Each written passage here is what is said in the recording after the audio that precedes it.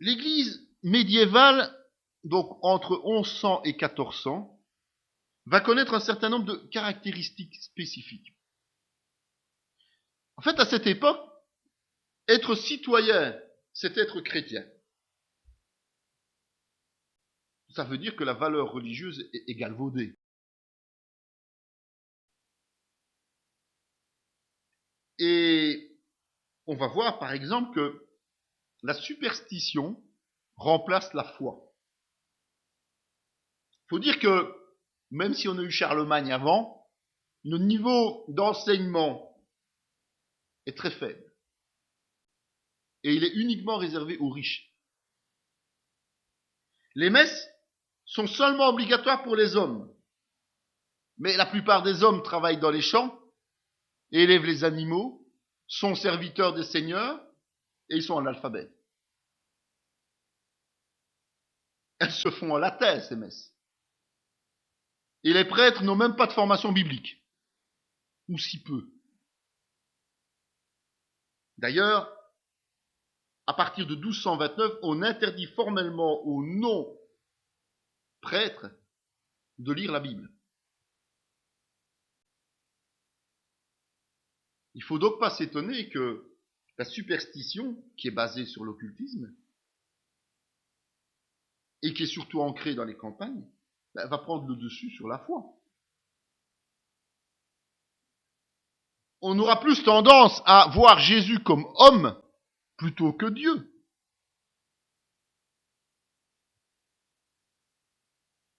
L'idée du Père, Dieu le Père, est perdue. Bien qu'on instaure la fête Dieu, comme on appelle, en 1267.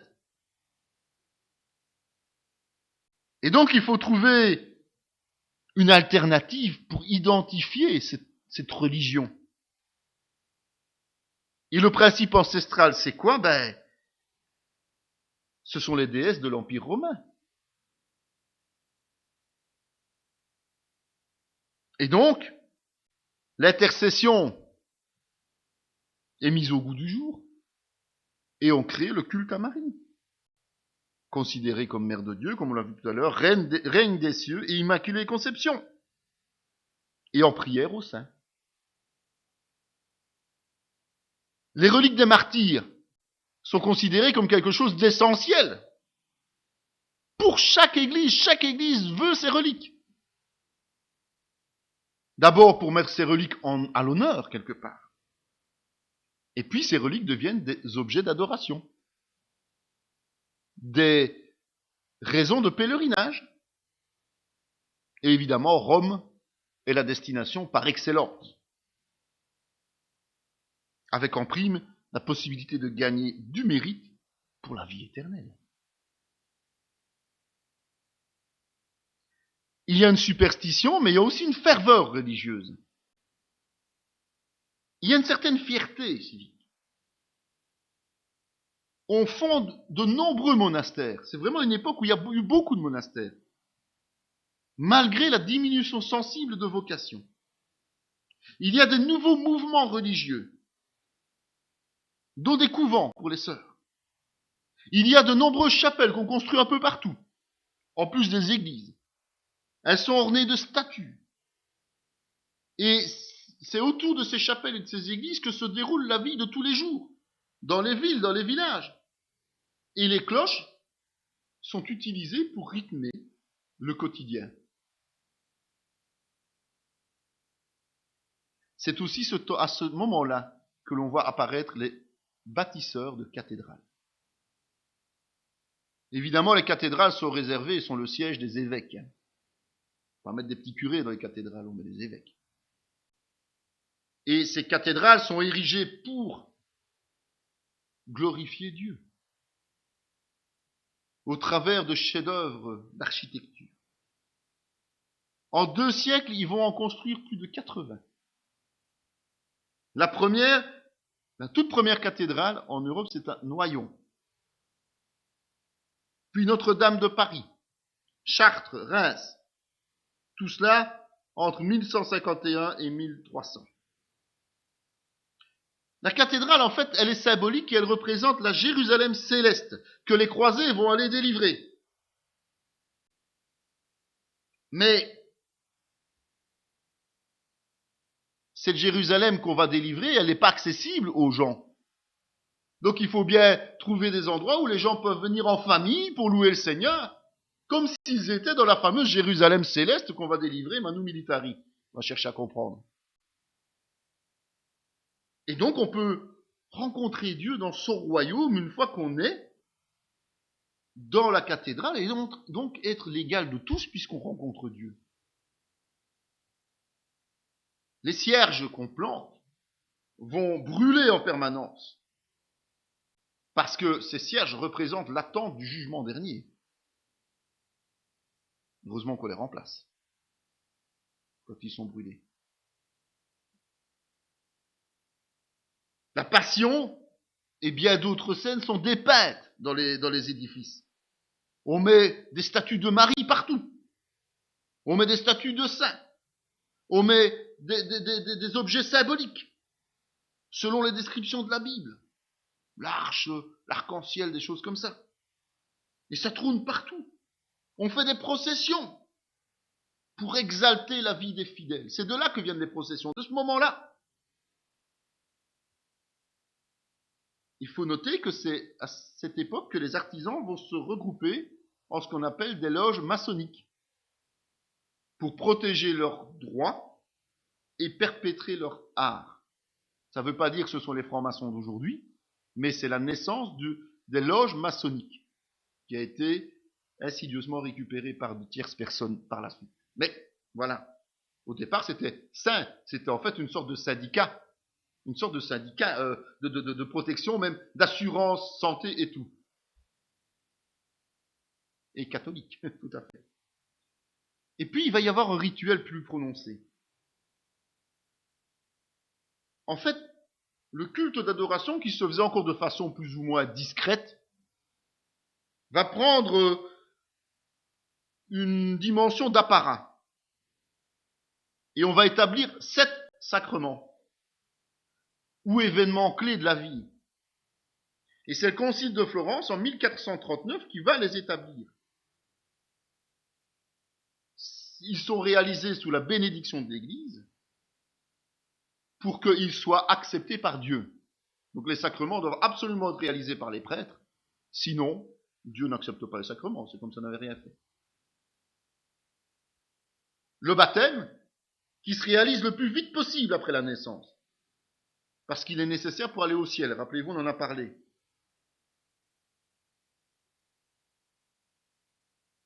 La confirmation de sa foi,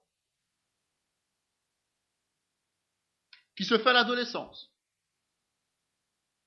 C'est l'occasion de renouveler ses vœux du baptême, qu'on n'a jamais fait, puisqu'on n'était pas capable de les faire. L'Eucharistie. L'Eucharistie et importance à partir de 1227, c'est qu'elles sont accompagnées de la sonnerie de cloche, pour souligner justement ce phénomène de transsubstantiation. Vous savez, le corps et le sang qui deviennent Jésus, la chair et le sang, le corps et le pain et le vin, pardon, qui deviennent le corps et le sang de Jésus.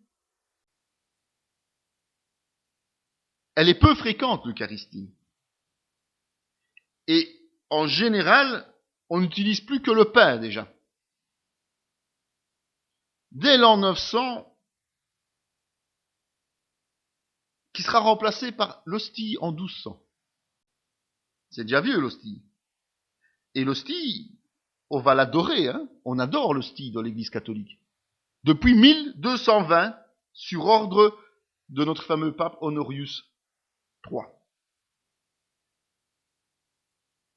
En fait, on ne peut prendre le pain on ne peut prendre que le pain quand on est un chrétien ordinaire. Il est interdit formellement et officiellement à partir de 1410 de boire le vin. Parce que c'est le sang de Jésus et si jamais, par inadvertance, il tombe, c'est une honte et un danger.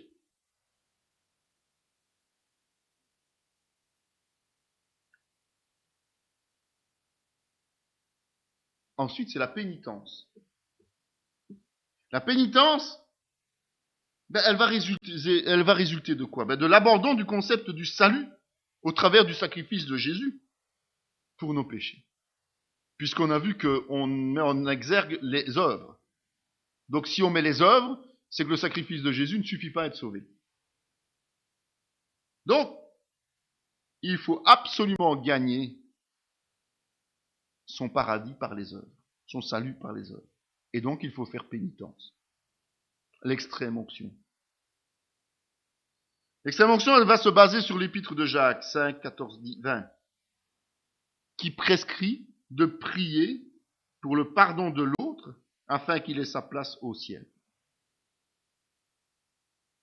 Jacques n'a jamais dit que c'était l'autre qui était mort, ou qui était mourant. On prie pour que la personne vienne au Seigneur, ok. On ne vient pas pour l'absoudre. Le mariage, mais il est officiellement interdit aux prêtres. Et le dernier sacrement, c'est l'ordination.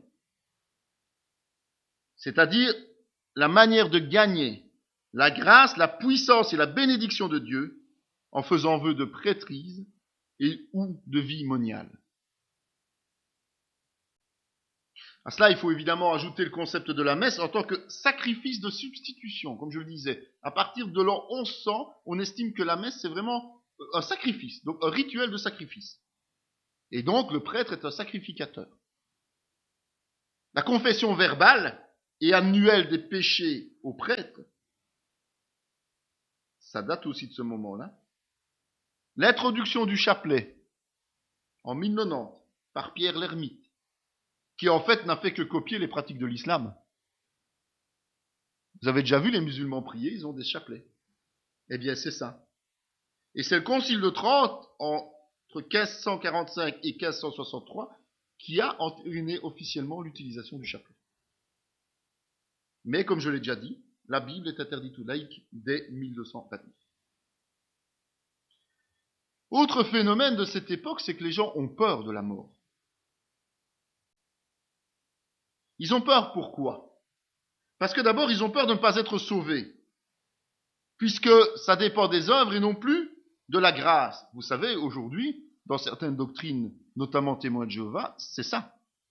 Les gens ont peur de mourir parce qu'ils ne sont pas sûrs qu'ils sont sauvés. Eh bien, l'origine de ça, c'est là. Et on le voit dans l'art. Il y a beaucoup de peintures de l'époque qui représentent principalement quoi? L'enfer, les démons, avec des fourches, on voit des spectres. Donc c'est effrayant, on voit qu'ils avaient peur. Et puis l'autre côté, c'est qu'il y a énormément d'épidémies à cette époque. Et donc le taux de mortalité est très élevé. Par exemple, de 1340 à 1380, la peste a exterminé 1/3 de la population. 1/3 de tous les êtres vivants. Et on ne connaît pas les maladies, on ne connaît pas les facteurs de transmission ou de contamination. Donc, il y a une crainte de la mort. Le purgatoire, qui a été officiellement inscrit et reconnu en 1439 au Concile de Florence, mais qui existe depuis bien longtemps. En fait, le concept, c'est quoi? C'est que seuls les martyrs et les saints, placés directement, évidemment, sous l'autorité, sous Jésus dans la hiérarchie spirituelle, vont directement au ciel grâce à leur travail terrestre. En fait, ils ont fait des miracles. Et les hérétiques, les meurtriers et les voleurs, eux, directement en enfer. Au milieu de ça, il y a beaucoup d'autres. C'est-à-dire le commun des mortels. Eh bien, eux, ils sont dans un état intermédiaire entre les deux extrêmes. Donc, il a fallu créer un nom, et c'est le purgatoire. C'est-à-dire qu'ils vont là-bas le temps nécessaire pour que Dieu purifie leur âme. Et le temps est proportionnel à ce qu'ils ont fait sur Terre. Alors, pour réduire le temps d'attente, eh bien, on peut faire des pèlerinages, comme je disais tout à l'heure. Les dons ne sont pas refusés, évidemment. Surtout s'ils servent à construire des chapelles. des chapelles de prière privées, par exemple, dans les cathédrales. Tiens, il faut bien financer les cathédrales. C'est pour ça qu'aujourd'hui, quand vous visitez une cathédrale, vous voyez des petites niches avec des petites chapelles. C'était des gens qui payaient ces chapelles-là. C'était des chapelles privées de prière, ça s'appelle. Et puis, bon, parce qu'il fallait aussi de l'argent liquide pour vivre, eh bien, on a fini par vendre des indulgences, qui sont des grâces du pape. Donc c'est le pape qui absout. On achète une indulgence, on achète l'absolution du pape.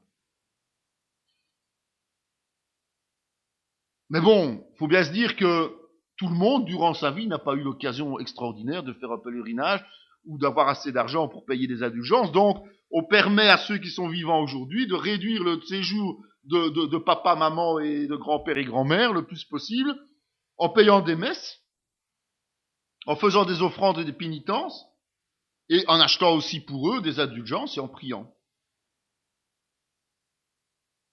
Notons quand même que ni les protestants, ni les orthodoxes n'adhèrent à la thèse du purgatoire. Parce qu'ils considèrent que c'est fortement mercantile quand même.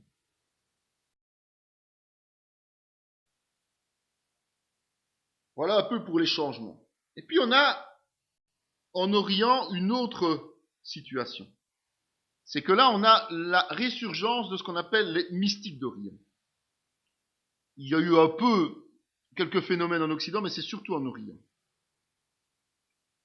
C'est en fait un abord particulier de la foi qu'on a appelé mystique. Et qui est la connaissance de Dieu, qui est nourrie par l'expérience personnelle. C'est donc en fait la relation, une recherche de relation intime avec Dieu.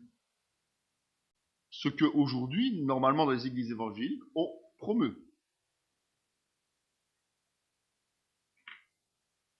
Un certain nombre de théologiens vont relater les résultats de leurs approches et comment réussir ce genre d'approche. On en cite encore beaucoup aujourd'hui, notamment Grégoire Palamas, Eckhart, Thérèse d'Avila, le curé d'Ars, Thérèse de l'Enfant Jésus. Ce sont tous des gens que l'on connaît encore aujourd'hui, mais qui avaient cette approche mystique. Évidemment, ils ont une opposition, parce qu'ils vont remettre quoi en cause? Les privilèges des castes ecclésiastiques. Et il va y avoir plusieurs orientations, évidemment.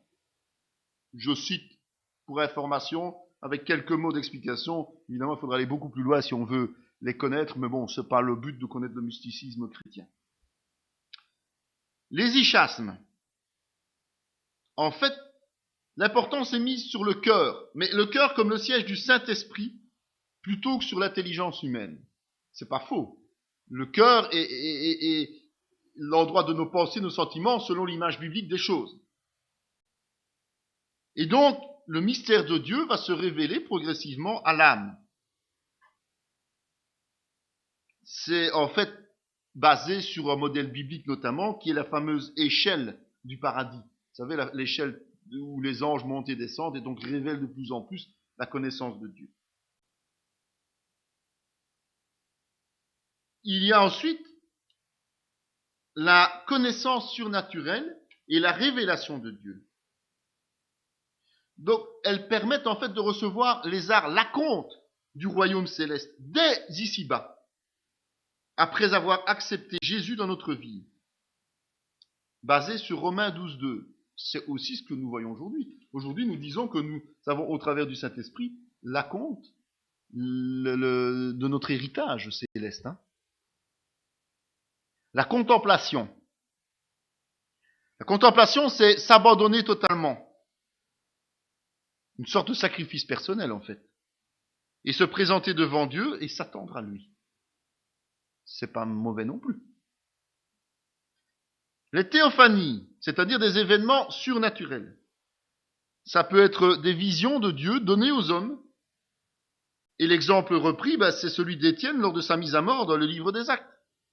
Ou bien l'événement de la Pentecôte. L'autre point, c'est l'intercession, surtout intérieure, personnelle, le jeûne et la souffrance. C'est ensuite une recherche personnelle constante pour évoluer dans l'intimité avec Dieu. C'est en fait une sorte de processus de purification, puis d'illumination, et enfin de communion intime avec Dieu. Donc en fait, on évolue dans sa relation avec Dieu. L'égalité de toutes les âmes, le dépouillement matériel et le mépris des choses du monde. La formation à la lecture, à l'écriture, c'est important évidemment, puisque cette époque, comme je vous l'ai dit, même les religieux, pour beaucoup, sont analphabètes ou très peu érudits. Et enfin, la connaissance de la Bible.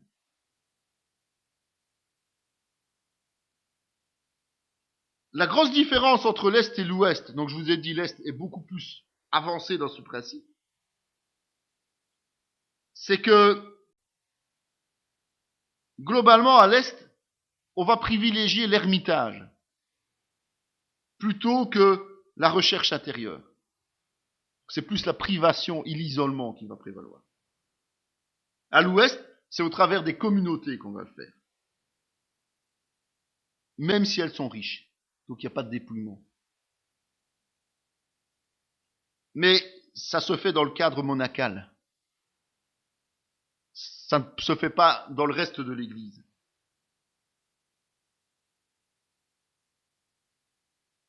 Et ce qui est assez particulier, évidemment, c'est que l'Église catholique, au moment de la scission avec les réformateurs, va utiliser notamment des écrits de Thérèse d'Avila, qu'ils ont décriés, qu'ils ont rejetés, pour essayer de contrecarrer les thèses réformées. Et pourtant, ça allait dans le même sens.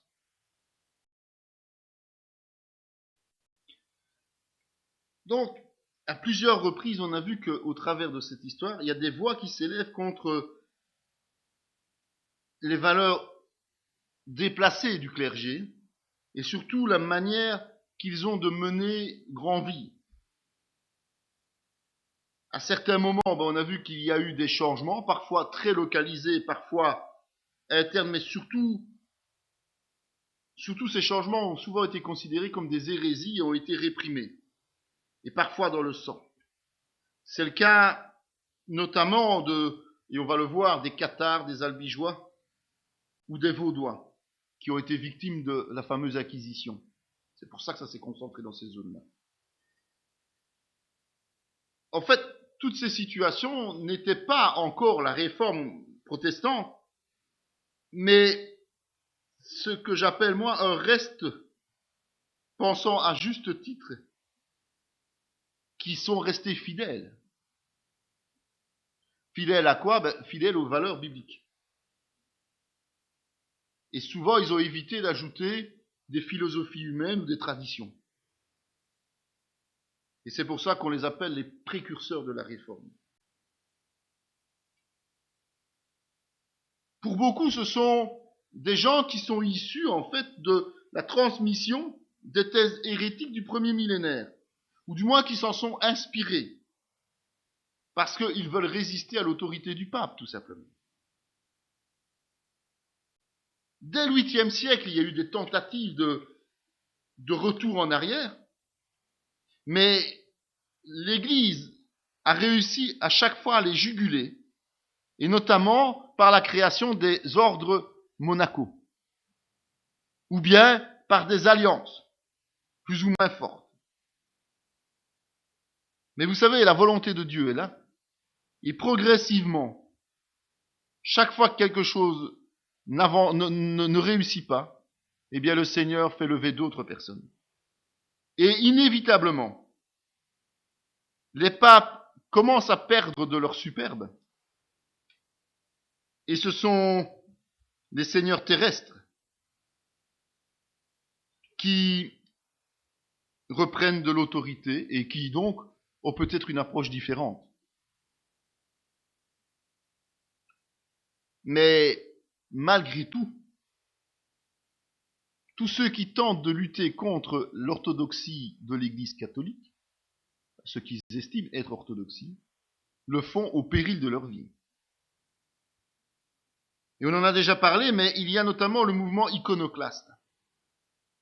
Ce sont ceux qui qui détruisent les images pieuses et les icônes, sous l'égide, rappelez-vous aussi, du pape Léon III. Et malgré la légitimité qui était retrouvée pour les icônes et les statues et autres au Concile de Nicée de 787, certains vont quand même tenir ferme jusqu'au Concile de Trente. Mais malheureusement, au Concile de Trente, ce sera déclaré vénérable et utile, et donc ils seront rejetés. Et pourtant, les protestants, eux, vont s'aligner sur cette position. Chez les protestants, il n'y a pas d'image, il n'y a pas de statue, il n'y a pas de représentation. Les Vaudois. Ça, c'est une belle histoire, les Vaudois. Évidemment résumée ici, mais... En fait, on rattache souvent l'histoire des Vaudois à Pierre Valdo. Mais en réalité, ce Pierre Valdo n'est jamais que bénéficiaire de l'enseignement des Vaudois. Et il l'a propagé par la suite de manière visible à Lyon en 1175. En fait, l'origine, elle est difficile à repérer, mais il semblerait que les Vaudois étaient des évangéliques avant l'heure. Ils habitaient dans les montagnes, vallée du Piémont, les Alpes, le Dauphiné, la Provence, le Luberon, et même un peu partout dans l'Italie où ils avaient des ramifications qu'ils lançaient un peu dans toute l'Europe. On les fait remonter historiquement aux apôtres. Est-ce vrai, n'est-ce pas vrai? On ne peut pas vérifier. Mais des inquisiteurs l'ont notifié dans leurs procès-verbaux, ce qui donne une certaine crédibilité puisque les inquisiteurs étaient opposés aux Vaudois. En fait, le terme vaudois va apparaître avant Pierre Valdo. Donc c'est une erreur de dire les Vaudois c'est Pierre Valdo. Et avant la présence... non, c'est en fait une église, pardon. C'est une église non romaine. C'est une église qui rejette les saints et la messe. On en parle déjà en 945. Et un certain Costa de Beauregard, qui est un historien, dénonce le massacre d'hérétiques au Xe siècle. Un certain Damanius, qui est aussi un historien, fait mention d'un clergé indépendant en 1050. Et l'abbé de Saint-Tron, déplore lui-même la présence d'une communauté hérétique en 1108. Il y a des traités qui sont transmis par les Vaudois eux-mêmes et ils sont antérieurs à la naissance de Valdo. Par exemple, il y a un catéchisme vaudois. Il y a aussi un traité de l'Antichrist. Donc ce sont des études. Ça n'enlève évidemment rien au mérite de Pierre Valdo. Hein. Et ce Pierre Valdo, en fait, il était aisé. Et puis, à un moment donné, il attrape une terreur existentielle. Grosse dépression, dirons-nous. La peur de la mort. Parce qu'il a une cousine jeune qui meurt soudainement. Et c'est là qu'il entend l'histoire du jeune homme riche, en Matthieu 19. Et comme François d'Assise, il décide de suivre Jésus. Il vend tous ses biens, il distribue les vivres aux nécessiteux de Lyon, et il les évangélise. Il y a beaucoup de conversions qui s'en suivent, évidemment. Il faut aussi se dire qu'il donne donc, bon, voilà. Et les déshérités, viennent vers lui. Au point qu'il va demander une traduction du Nouveau Testament aux moines. Et il va payer cette traduction avec ses fonds propres. Il va structurer son mouvement, il va l'appeler les Parfaits, si vous avez déjà entendu parler de ça. C'est un nom connu, en référence à Matthieu 19, 21. Ils se réunissent en secret dans des maisons à Lyon. Mais évidemment, à force de donner, de payer, il devient pauvre lui aussi, en 1175. Il est évidemment offusqué contre l'Église traditionnelle, parce qu'elle n'aide pas le peuple en l'évangélisant, et l'évêque qui a autorité sur Lyon lui interdit toute action. Il va outre, il va trouver le pape pour plaider sa cause en 1177 lors du concile de Latran. Il va recevoir l'autorisation de prêcher publiquement, mais après le pape se rétracte pour ne pas froisser les autorités lyonnaises, tout simplement. Finalement, il va être expulsé de la ville et il va décider de parcourir la région des Alpes. C'est tout près de chez lui, quelque part. Et au retour d'un de ses déplacements, en fait, il va se perdre. Et il va être recueilli par des chrétiens. Enfin, des chrétiens, il va découvrir. Ces gens possèdent une Bible en français qui a plus de 100 ans. En fait, ce sont les Vaudois. Et ils se présentent comme les héritiers de l'évêque Claude de Turin, qui a vécu 3 siècles auparavant, et des apôtres. Et ces Vaudois, ils ont même une école de théologie. Et Valdo va se laisser former pour retourner à Lyon, où il décide d'obéir à Dieu plutôt qu'aux hommes, et il va créer le mouvement vaudois, d'où le nom qu'on lui donne. Il fait mémoriser les textes du Nouveau Testament aux disciples, et puis il les envoie 2 par 2 partout dans les villages aux alentours de Lyon. Évidemment, l'Église va les excommunier en 1182 et les étiqueter hérétiques. Ils sont chassés de la ville définitivement, mais on les accueille à Toulouse. Et puis d'autres continuent à Lyon dans la clandestinité. Le mouvement grandit jusqu'à avoir 8000 personnes. 8000 qui s'expatrient. Les autres restent. Et puis ils deviennent de plus en plus influents et donc dangereux pour l'Église romaine. Et ils vont être persécutés. En 1210, 500 Vaudois sont brûlés à Strasbourg et 224 à Toulouse. Et ça va continuer.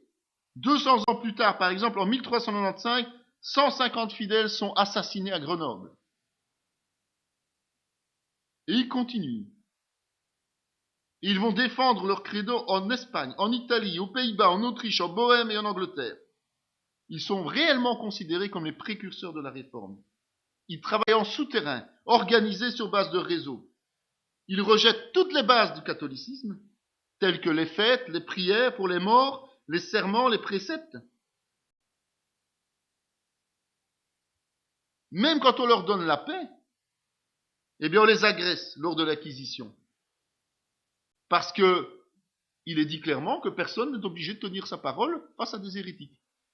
Donc on peut leur dire oui, oui, venez en paix, et puis les massacrer. Puisque ce sont des hérétiques. On ne doit pas tenir sa parole.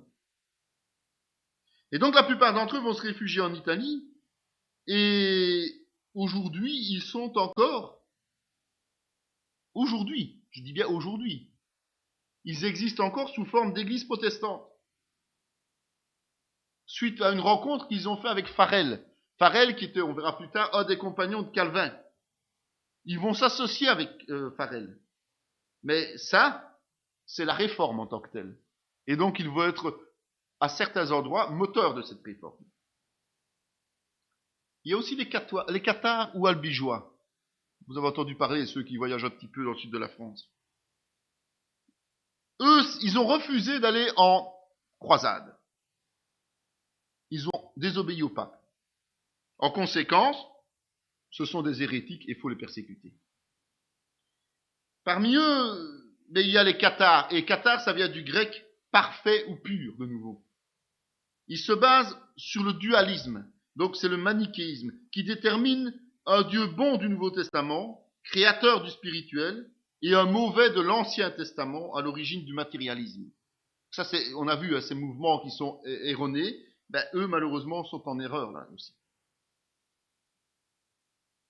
Par déduction, ils estiment que il est impossible pour le Saint-Esprit de vivre dans le corps humain, et donc ils estiment que le Fils n'a pas été incarné. Donc ils sont influencés par l'arianisme, par le manichéisme et le dualisme. C'est quand même pas mal. Mais ils grandissent vite. Ce mouvement prend de l'ampleur rapidement, ce qui perturbe l'Église. Et comme ils rejettent les sacrements catholiques, la hiérarchie de l'Église catholique, ils rejettent le purgatoire, la résurrection des morts, ils vont même jusqu'à approuver le suicide et le droit à la propriété. Ils inventent un seul droit qui leur est propre, le consalamentum, c'est-à-dire une sorte de baptême spirituel, de communion avec Dieu, qui se donne en fin de vie par imposition des mains. Selon eux, c'est Jésus qui a institué ça. C'est un enseignement qui est fort éloigné du christianisme, soyons clairs. Mais cet enseignement a un impact très fort dans le sud-ouest de la France, autour d'Albi, d'où le nom albigeois. Et donc, ils fondent une église alternative, avec plusieurs diocèses existant en 1167. Pas beaucoup apprécié des catholiques, soyons clairs. Ils vont instituer deux classes. Les parfaits, ou clergés laïques, qui imposent des règles strictes, comme l'ascétisme, la chasteté, les jeûnes, le végétalisme et le célibat. Et ce sont les seuls qui sont habilités à prier Dieu. Et puis les fidèles, les croyants, qui sont autorisés à mener une vie normale. En 1908, le pape Innocent III demande au comte de Toulouse, qui va refuser, de lancer une croisade. Finalement, c'est Simon de Montfort, c'est un homme cruel qui va accepter et qui va vaincre les Albigeois et les Cathares en 1229. Il va implanter des prêtres pour enseigner la population. Grégoire IX va en faire brûler 680. Autre mouvement, les apostoliques ou dulcinistes. Les seules prétentions qu'ils avaient, ces chrétiens-là, qui étaient encouragés, qui étaient motivés par Segarelli et Dolcino en 1300, c'était de revenir à la vie apostolique, tout simplement. Celle de l'Église primitive, avec une seule autorité, celle de Dieu, et vivre dans la pauvreté. Le frère Dolcino, puisqu'il refuse l'autorité du pape, a été brûlé sur un bûcher en 1307. Voilà. Il y avait aussi des théologiens qui n'étaient pas d'accord avec le pape, des théologiens de renom,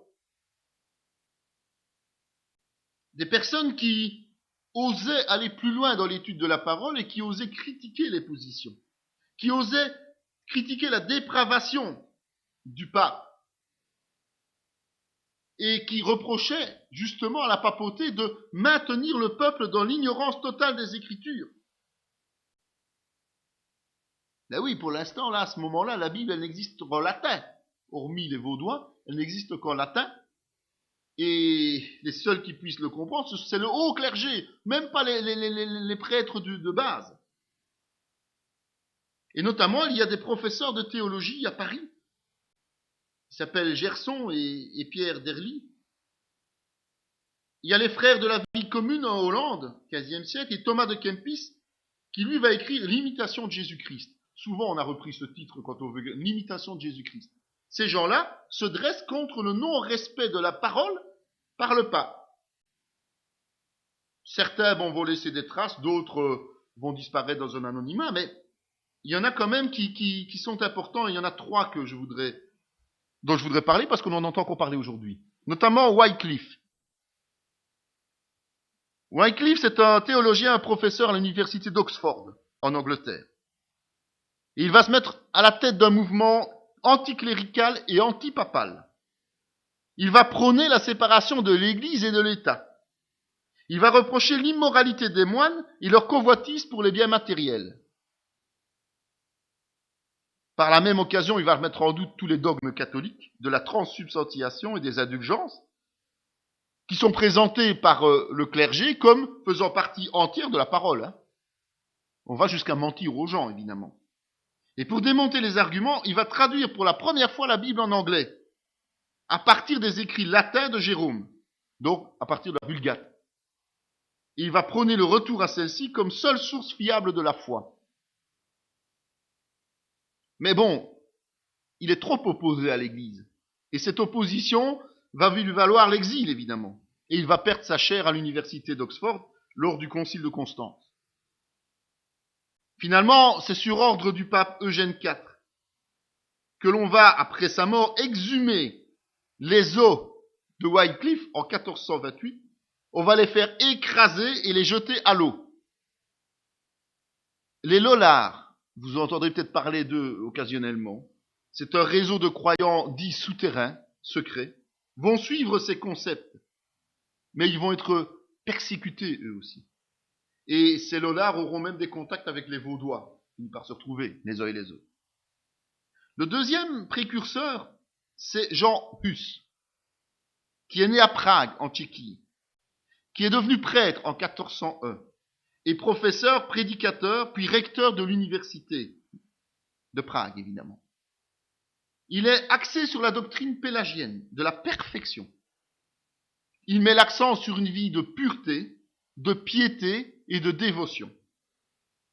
Il aime bien les traductions de Wycliffe, bah oui, entre intellectuels.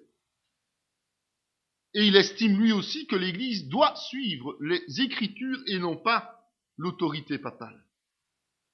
Il va prêcher en ce sens, il va critiquer les déviances, considérant que l'Église est le corps de Christ, qui en est la tête et non pas le pape.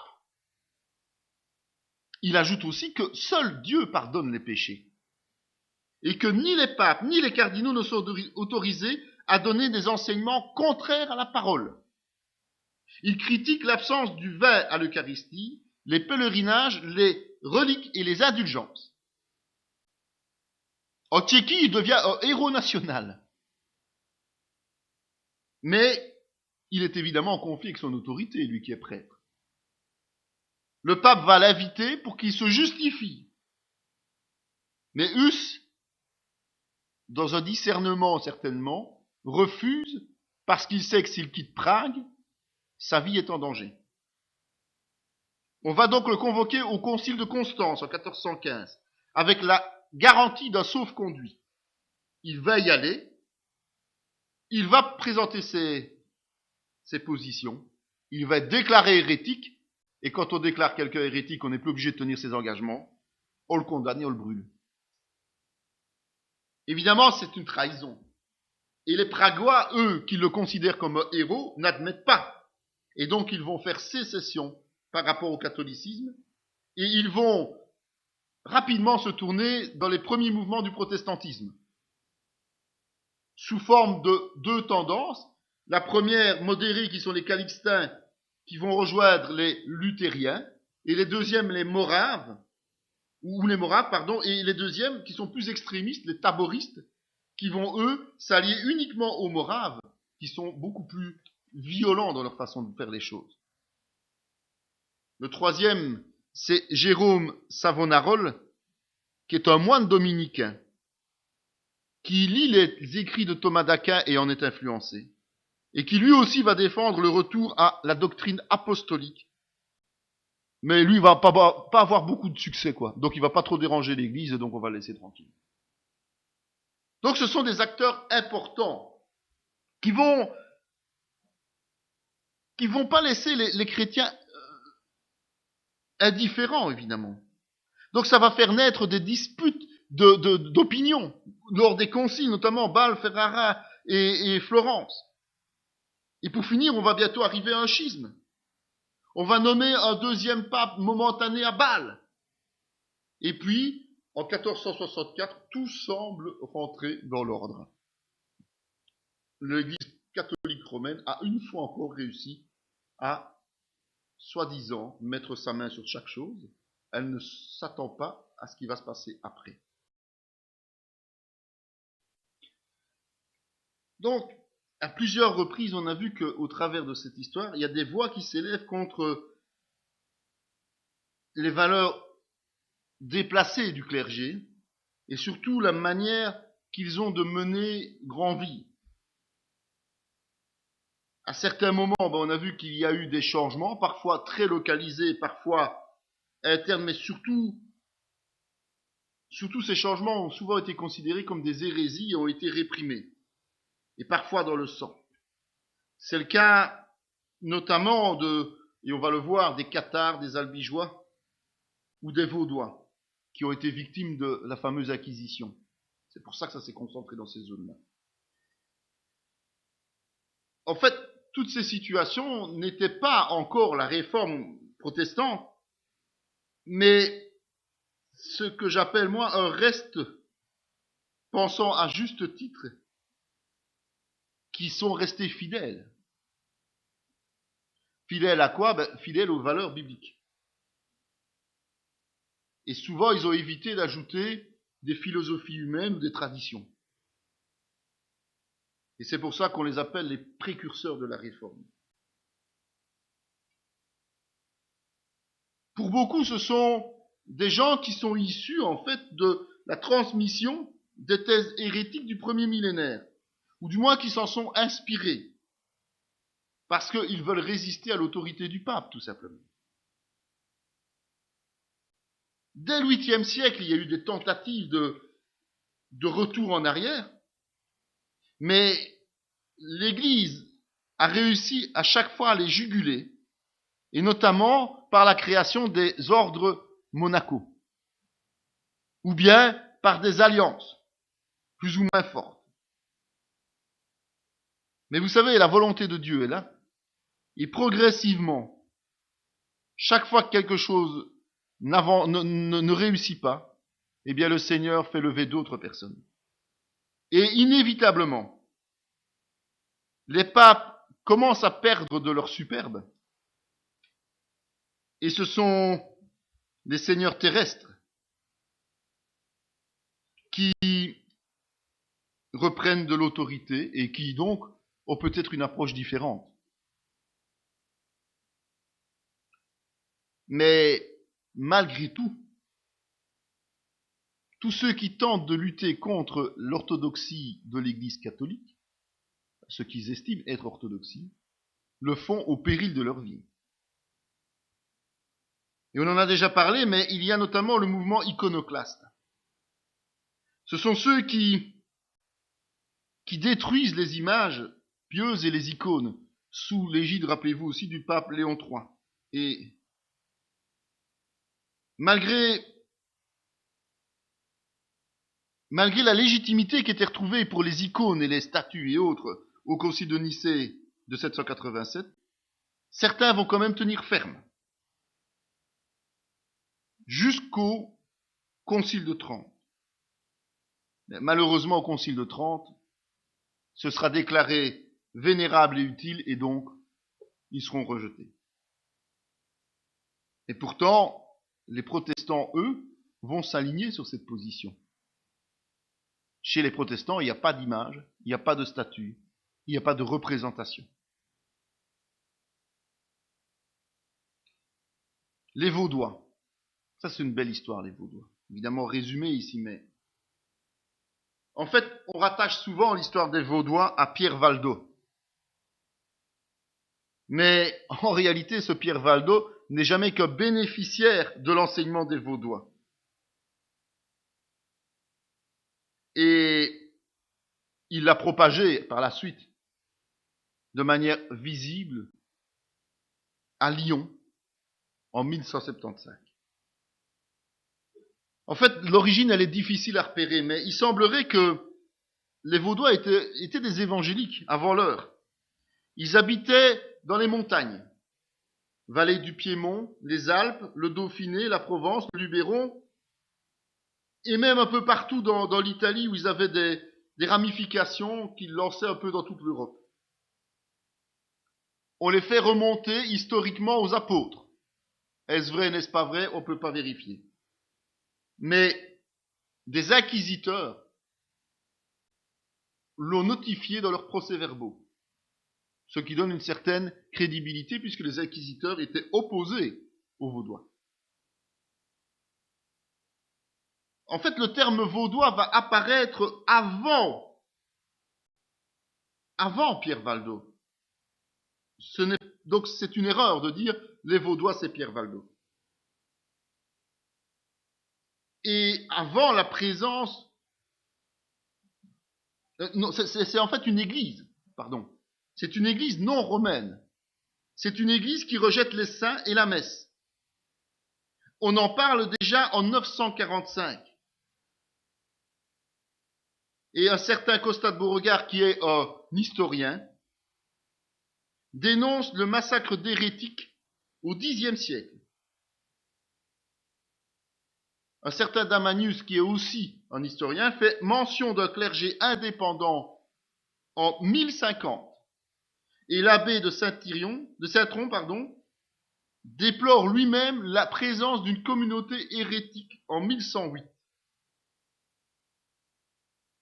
Il y a des traités qui sont transmis par les Vaudois eux-mêmes et ils sont antérieurs à la naissance de Valdo. Par exemple, il y a un catéchisme vaudois. Il y a aussi un traité de l'Antichrist. Donc ce sont des études. Ça n'enlève évidemment rien au mérite de Pierre Valdo. Hein. Et ce Pierre Valdo, en fait, il était aisé. Et puis, à un moment donné, il attrape une terreur existentielle. Grosse dépression, dirons-nous. La peur de la mort. Parce qu'il a une cousine jeune qui meurt soudainement. Et c'est là qu'il entend l'histoire du jeune homme riche, en Matthieu 19. Et comme François d'Assise, il décide de suivre Jésus. Il vend tous ses biens, il distribue les vivres aux nécessiteux de Lyon, et il les évangélise. Il y a beaucoup de conversions qui s'en suivent, évidemment. Il faut aussi se dire qu'il donne donc, bon, voilà. Et les déshérités, viennent vers lui. Au point qu'il va demander une traduction du Nouveau Testament aux moines. Et il va payer cette traduction avec ses fonds propres. Il va structurer son mouvement, il va l'appeler les Parfaits, si vous avez déjà entendu parler de ça. C'est un nom connu, en référence à Matthieu 19, 21. Ils se réunissent en secret dans des maisons à Lyon. Mais évidemment, à force de donner, de payer, il devient pauvre lui aussi, en 1175. Il est évidemment offusqué contre l'Église traditionnelle, parce qu'elle n'aide pas le peuple en l'évangélisant, et l'évêque qui a autorité sur Lyon, lui interdit toute action. Il va outre, il va trouver le pape pour plaider sa cause en 1177 lors du concile de Latran. Il va recevoir l'autorisation de prêcher publiquement, mais après le pape se rétracte pour ne pas froisser les autorités lyonnaises, tout simplement. Finalement, il va être expulsé de la ville et il va décider de parcourir la région des Alpes. C'est tout près de chez lui, quelque part. Et au retour d'un de ses déplacements, en fait, il va se perdre. Et il va être recueilli par des chrétiens. Enfin, des chrétiens, il va découvrir. Ces gens possèdent une Bible en français qui a plus de 100 ans. En fait, ce sont les Vaudois. Et ils se présentent comme les héritiers de l'évêque Claude de Turin, qui a vécu 3 siècles auparavant, et des apôtres. Et ces Vaudois, ils ont même une école de théologie. Et Valdo va se laisser former pour retourner à Lyon, où il décide d'obéir à Dieu plutôt qu'aux hommes, et il va créer le mouvement vaudois, d'où le nom qu'on lui donne. Il fait mémoriser les textes du Nouveau Testament aux disciples, et puis il les envoie 2 par 2, partout dans les villages aux alentours de Lyon. Évidemment, l'Église va les excommunier en 1182 et les étiqueter hérétiques. Ils sont chassés de la ville définitivement, mais on les accueille à Toulouse. Et puis d'autres continuent à Lyon dans la clandestinité. Le mouvement grandit jusqu'à avoir 8000 personnes. 8000 qui s'expatrient. Les autres restent.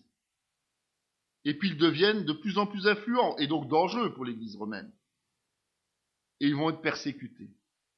En 1210, 500 Vaudois sont brûlés à Strasbourg et 224 à Toulouse. Et ça va continuer. 200 ans plus tard, par exemple, en 1395, 150 fidèles sont assassinés à Grenoble. Et ils continuent. Ils vont défendre leur credo en Espagne, en Italie, aux Pays-Bas, en Autriche, en Bohême et en Angleterre. Ils sont réellement considérés comme les précurseurs de la réforme. Ils travaillent en souterrain, organisés sur base de réseaux. Ils rejettent toutes les bases du catholicisme, telles que les fêtes, les prières pour les morts, les serments, les préceptes. Même quand on leur donne la paix, eh bien on les agresse lors de l'acquisition. Parce que il est dit clairement que personne n'est obligé de tenir sa parole face à des hérétiques. Donc on peut leur dire oui, oui, venez en paix, et puis les massacrer.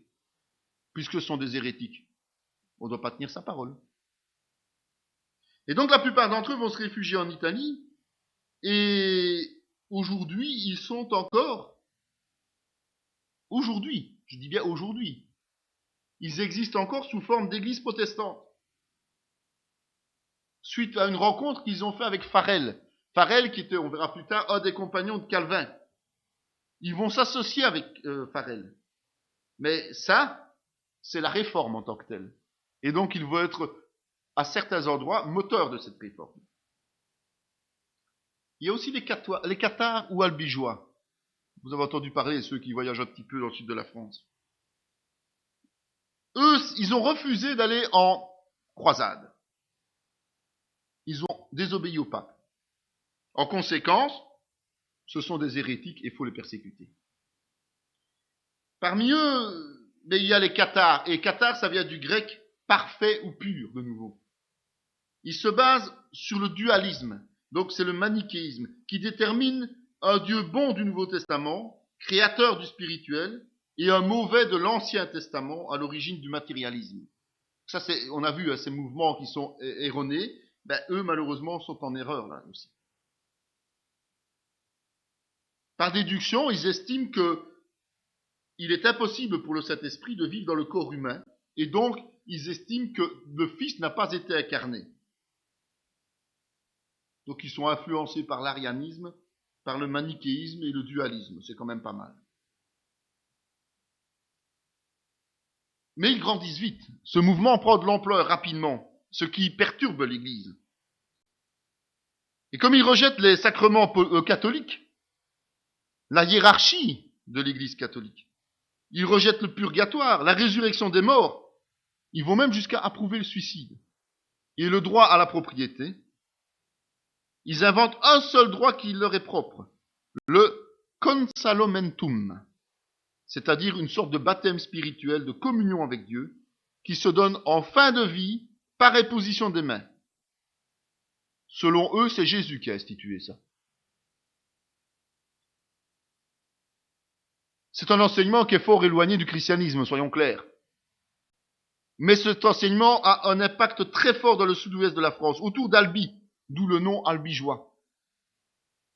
Et donc, ils fondent une église alternative, avec plusieurs diocèses existant en 1167. Pas beaucoup apprécié des catholiques, soyons clairs. Ils vont instituer deux classes. Les parfaits, ou clergés laïques, qui imposent des règles strictes, comme l'ascétisme, la chasteté, les jeûnes, le végétalisme et le célibat. Et ce sont les seuls qui sont habilités à prier Dieu.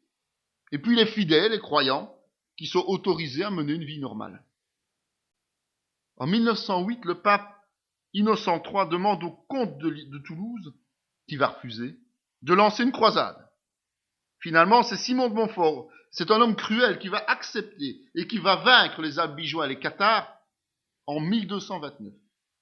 Il va implanter des prêtres pour enseigner la population. Grégoire IX va en faire brûler 680. Autre mouvement, les apostoliques ou dulcinistes.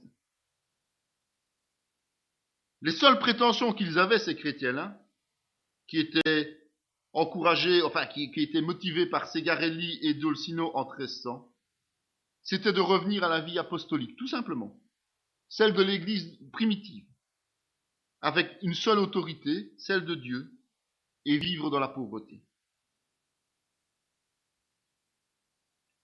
Le frère Dolcino, puisqu'il refuse l'autorité du pape, a été brûlé sur un bûcher en 1307.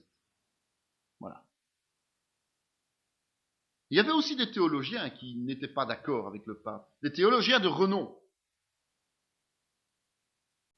des personnes qui osaient aller plus loin dans l'étude de la parole et qui osaient critiquer les positions, qui osaient critiquer la dépravation du pape et qui reprochaient justement à la papauté de maintenir le peuple dans l'ignorance totale des Écritures.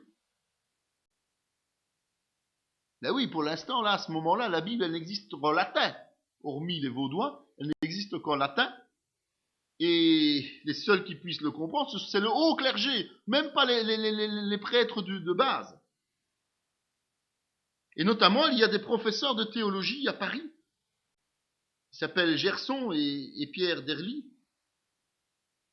Il y a les frères de la vie commune en Hollande, 15e siècle, et Thomas de Kempis, qui lui va écrire l'imitation de Jésus-Christ. Souvent, on a repris ce titre quand on veut l'imitation de Jésus-Christ. Ces gens-là se dressent contre le non-respect de la parole par le pape. Certains vont laisser des traces, d'autres vont disparaître dans un anonymat, mais il y en a quand même qui sont importants. Il y en a 3 dont je voudrais parler parce qu'on en entend qu'on parler aujourd'hui. Notamment Wycliffe. Wycliffe, c'est un théologien, un professeur à l'université d'Oxford, en Angleterre. Et il va se mettre à la tête d'un mouvement anticlérical et antipapal. Il va prôner la séparation de l'Église et de l'État. Il va reprocher l'immoralité des moines et leur convoitise pour les biens matériels. Par la même occasion, il va remettre en doute tous les dogmes catholiques de la transsubstantiation et des indulgences, qui sont présentés par le clergé comme faisant partie entière de la parole. On va jusqu'à mentir aux gens, évidemment. Et pour démonter les arguments, il va traduire pour la première fois la Bible en anglais, à partir des écrits latins de Jérôme, donc à partir de la Vulgate. Et il va prôner le retour à celle-ci comme seule source fiable de la foi. Mais bon, il est trop opposé à l'Église. Et cette opposition va lui valoir l'exil, évidemment. Et il va perdre sa chaire à l'université d'Oxford lors du concile de Constance. Finalement, c'est sur ordre du pape Eugène IV que l'on va, après sa mort, exhumer les os de Wycliffe en 1428. On va les faire écraser et les jeter à l'eau. Les Lollards, vous entendrez peut-être parler d'eux occasionnellement, c'est un réseau de croyants dits souterrains, secrets, vont suivre ces concepts, mais ils vont être persécutés eux aussi. Et ces Lollards auront même des contacts avec les Vaudois, qui finissent par se retrouver les uns et les autres. Le deuxième précurseur, c'est Jean Hus, qui est né à Prague, en Tchéquie, qui est devenu prêtre en 1401, et professeur, prédicateur, puis recteur de l'université de Prague, évidemment. Il est axé sur la doctrine pélagienne, de la perfection. Il met l'accent sur une vie de pureté, de piété et de dévotion. Il aime bien les traductions de Wycliffe, bah oui, entre intellectuels. Et il estime lui aussi que l'Église doit suivre les Écritures et non pas l'autorité papale. Il va prêcher en ce sens, il va critiquer les déviances, considérant que l'Église est le corps de Christ, qui en est la tête et non pas le pape. Il ajoute aussi que seul Dieu pardonne les péchés, et que ni les papes ni les cardinaux ne sont autorisés à donner des enseignements contraires à la parole. Il critique l'absence du vin à l'Eucharistie, les pèlerinages, les reliques et les indulgences. En Tchéquie, il devient un héros national. Mais il est évidemment en conflit avec son autorité, lui qui est prêtre. Le pape va l'inviter pour qu'il se justifie. Mais Hus, dans un discernement certainement, refuse parce qu'il sait que s'il quitte Prague, sa vie est en danger. On va donc le convoquer au concile de Constance en 1415, avec la garantie d'un sauf-conduit. Il va y aller, il va présenter ses positions, il va être déclaré hérétique, et quand on déclare quelqu'un hérétique, on n'est plus obligé de tenir ses engagements, on le condamne et on le brûle. Évidemment, c'est une trahison. Et les Pragois, eux, qui le considèrent comme un héros, n'admettent pas. Et donc, ils vont faire sécession par rapport au catholicisme, et ils vont rapidement se tourner dans les premiers mouvements du protestantisme, sous forme de deux tendances. La première, modérée, qui sont les calixtins, qui vont rejoindre les luthériens, et les deuxièmes, les moraves, et les deuxièmes, qui sont plus extrémistes, les taboristes, qui vont, eux, s'allier uniquement aux moraves, qui sont beaucoup plus violents dans leur façon de faire les choses. Le troisième, c'est Jérôme Savonarole, qui est un moine dominicain, qui lit les écrits de Thomas d'Aquin et en est influencé, et qui lui aussi va défendre le retour à la doctrine apostolique. Mais lui, il va pas avoir beaucoup de succès, quoi. Donc il va pas trop déranger l'Église, donc on va le laisser tranquille.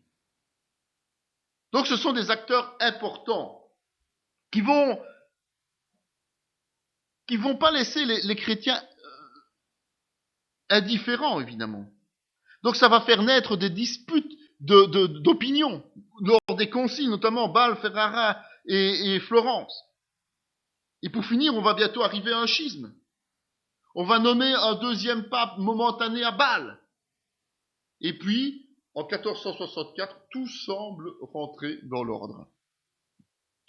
L'Église catholique romaine a une fois encore réussi à, soi-disant, mettre sa main sur chaque chose. Elle ne s'attend pas à ce qui va se passer après. Et qu'arrive-t-il avec notre Église catholique là ? L'Église romaine, elle se remet difficilement du schisme avec l'Orient. D'autant qu'elle est constamment confrontée aux luttes de pouvoir temporelles avec tous les monarques qui succèdent en Europe. Après une certaine déconvenue,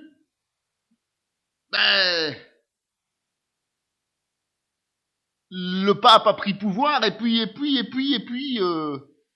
après un temps, c'était terminé. De nombreux boucliers se sont levés et on n'arrive plus à remettre les choses à plat. Le clergé, il ne veut pas céder ses avantages. Et même quand les vérités ont été mises à nu par des intellectuels avertis qui étaient des chrétiens, l'Église est restée aveugle. Elle va continuer à courir aveuglément après ces fastes d'antan, en projetant notamment la construction du Vatican, malgré que les caisses sont vides. Qu'à cela ne tienne. On va lever des indulgences, puisqu'il faut bien arriver au paradis. On va même promettre que pour les nobles qui donnent vraiment beaucoup d'argent, il n'y aura pas de passage par le purgatoire, c'est le paradis tout de suite. Quant à mentir, autant aller plus loin. Évidemment, les legs sont les bienvenus, puisque si vous faites un leg à l'église au moment où vous mourrez, qu'est-ce que Dieu peut faire d'autre que de vous prendre tout de suite auprès de lui ? Le pape va encore plus loin. Il invite les familles à faciliter l'éternité de leur mort. Et c'est ainsi qu'on arrive à une situation où une révolution spirituelle devient inévitable. Il y a les abus dictatoriaux des différents papes, dont Alexandre Borgia, Jules II et Léon X. L'anticléricalisme qui grandit. Les catastrophes, les souffrances qui engendrent la peur de la mort et de la damnation. C'est un peu superstitieux, mais bon. Le mode de pensée qui dérive progressivement vers le retour au sacerdoce universel et l'imprimerie. Tout est là, et nous allons bientôt étudier ce qu'il en est advenu. Cette vidéo fait partie intégrante de la formation en théologie pratique dispensé par la mission de théologie Emmanuel de Paracou, Bénin, sous l'autorité académique du Centre chrétien Emmanuel SBL, Spa, Belgique. Pour mieux connaître nos activités, voici nos différentes adresses.